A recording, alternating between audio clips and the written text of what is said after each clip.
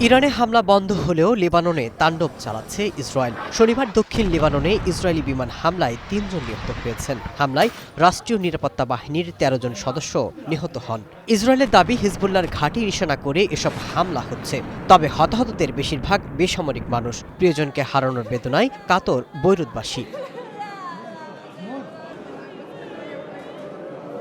ধ্বংসস্তূপের নিচে আহত নিহতদের উদ্ধার করতে হিমশিম খাচ্ছে লেবানন সরকার। বিশ্ব খাদ্য কর্মসূচি জানিয়েছে, সাম্প্রতিক সংঘাতের জেরে দেশজুড়ে অন্তত ১০ লাখের বেশি মানুষ বাস্তুচ্যুত হয়েছে। সেখানে মানবিক বিপর্যয়ের সতর্কতাও জারি করেছে জাতিসংঘ।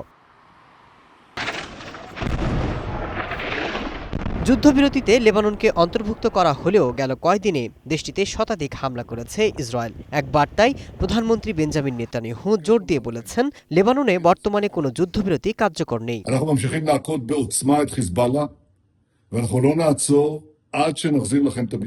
আমি আপনাদের জানাতে চাই, লেবাননে কোনো যুদ্ধবিরতি নেই। আমরা শক্তি প্রয়োগ করে হিজবুল্লাহর উপর হামলা অব্যাহত রেখেছি এবং আপনাদের নিরাপত্তা পুনরুদ্ধার না করা পর্যন্ত আমরা থামব না।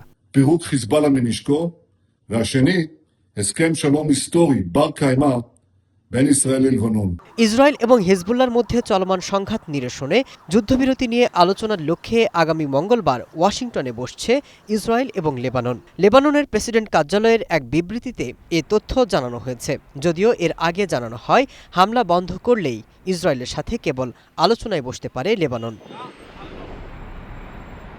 Masud Rana, one international desk.